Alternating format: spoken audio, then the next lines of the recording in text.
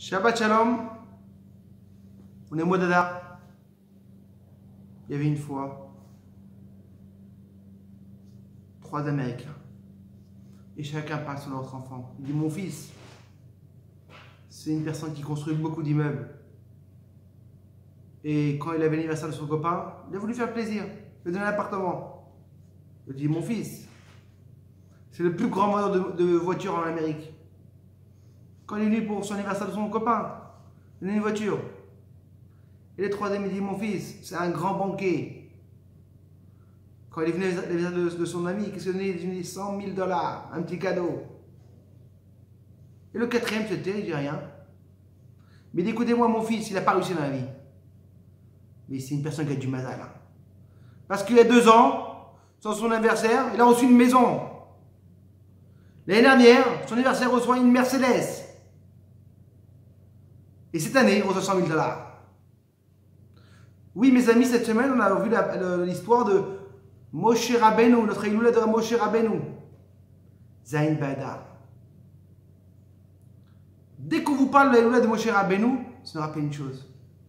Aman Aracha, qui fait ce goral. Il a peur, Aman, que les Juifs vont sortir de leurs problèmes. Il dit: il faut que je trouve un bon bois pour les éclater. Et il cherche, et il cherche. Il fait le goral, il tombe sur Hadar. Ah, il est content. C'est le jour que Moshe Rabbeinu Niftar, l'Eloula. Le sage, il nous dit qu'il attend encore 7 jours. Le 7 jours, ça fait 13. Il est content, le 13. Mais écoute-moi, il dit que, mais il y a aussi le jour qu'il est né. Un né qu'un tzaddik, c'est énorme. Il ne savait pas. Mais c'est pas possible. Chaque enfant sait. Chaque enfant tu vas demander à chaque personne: dis-moi, quand il est né Moshe Rabbeinu? Le même jour qu'il est mort, Niftar, le même jour qu'il est né. 120 ans remplis. Aman ne sait pas. Mais il le sait, il voit la Torah, tout le monde le sait. Aman ne savait pas qu'en vérité, quand Moshe Rabbeinu Niftar, t'as le nouveau Nitzot qui va dans une autre personne. T'as un nouveau Moshe Rabbeinu qui vient dans le monde. Ça, il ne savait pas. Ce nouveau Moshe Rabbeinu qui vient dans ce monde. Un nouveau Nitzot. Une histoire magnifique, j'ai entendu.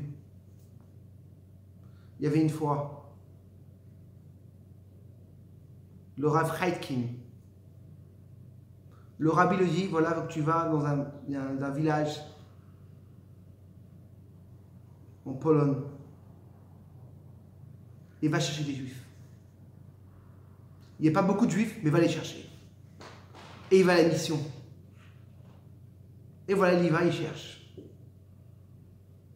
Et bon, Hachem, il a réussi à trouver une adresse avec un juif. Mais quand il arrive, il voit que l'heure est un petit peu tard. Je rentre ou je rentre pas? Il dit: j'ai pas le choix. Je rentre, je toque. Il toque. Un couple très gentil ouvre la porte. Le Chabad lui fait rentrer. Et il s'assoit. Et il discute. Vraiment magnifique, il discute. Tout d'un coup, la femme elle se lève et elle part vers l'autre pièce. Le mari devient rouge, mais avec un sourire. Le Rav Heitkin, qu'est-ce qui se passe? Il lui dit: écoute-moi, imagine-toi, monsieur le rabbin, nous, après la Shoah, on est partis. On n'a rien fait dans le judaïsme. On ne fait rien. Tous nos amis sont chrétiens.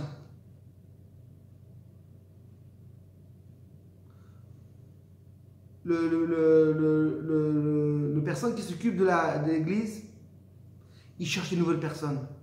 Et il venait toujours nous parler: venez à l'église, vous êtes des membres, vous êtes gentils. Et tout le temps, il nous recevait avec le sourire. Quand on le voyait tout le temps, il me disait: pourquoi? On avait une chose qu'on ne faisait pas. On ne rentrait pas à l'église.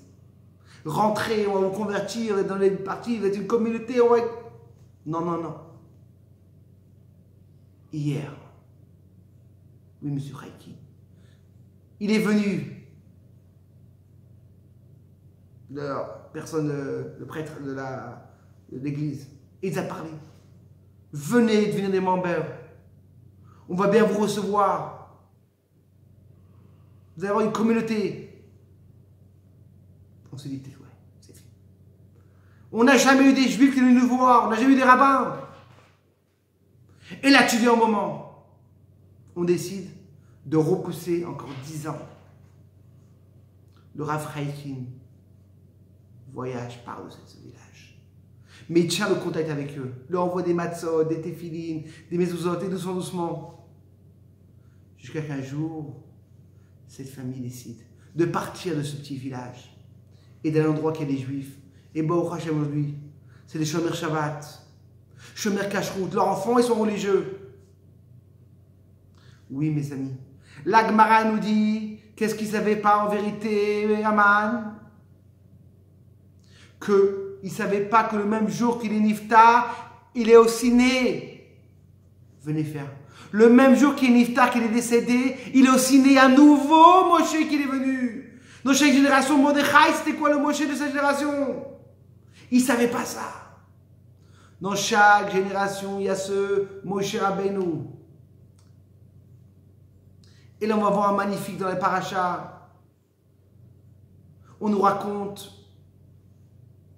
que le lac, c'est le Erez, c'était pour faire toutes les trucs dans le Mishkan. C'est Yaakov Avinu, il a planté.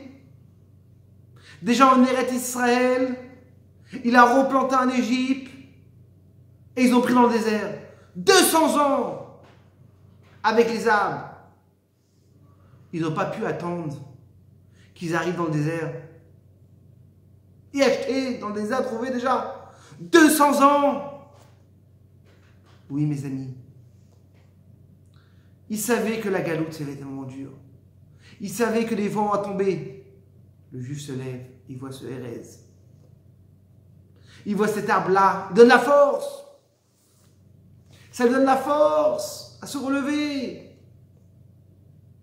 Beaucoup de fois dans l'obscurité, on croit qu'on est dans la lumière. Quand on voit l'arbre Erez, on dit qu'en vérité, les tzadikim dans les générations, qui sont leurs nitzot de Moshe Rabbeinu, c'est comme des Erez, c'est comme des gens qui sont là pour nous réveiller. On sait qu'il y a Kadosh Baruch Hu. On se réveille, oh, cette grandeur. Et oui, notre Parashat Tetzavé, beaucoup de gens disent, venez faire un Am Israël. Pourquoi tellement de communautés? Pourquoi tellement de Sidurim? Nos sages nous disent, mes amis, on a vu cette paracha cette semaine, la Menorah. Sheva Kanim, il y avait 7. En face du Marav, en face de la Shrina. La Torah nous dit, oui, mes amis, la beauté du Am Israël, qui a 7 sortes de juifs, il y a 7 sortes de minagim, il y a toutes les sortes de minagim. Si la base, on vient d'un bout d'eau, comme elle est construite la Menorah, tout. Et on est en face de la Shrina. C'est la beauté du Am Israël. C'est ça la beauté. Imaginez-vous qu'une personne arrive chez quelqu'un et tout le monde se ressemble. Il manque. Qu'est-ce qu'il a fait Hachem? Même des jumeaux. Il n'y a personne qui se ressemble. On est tous uniques. Cette beauté du Am Israël, c'est chacun sa communauté, chacun son sidour. Mais on vient de Mikshachat, un bout. En face d'Ashrina, si on allait à cette base-là. Alors que Bézat Hashem, on va savoir que Haman, il a essayé, mais il n'a pas réussi.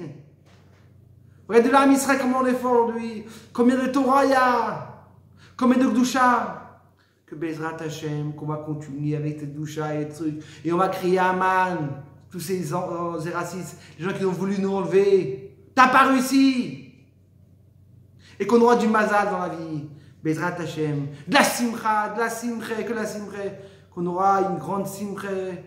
Et encore une fois, beaucoup d'Atzlacha, Shabbat Shalom de Rav Daesh.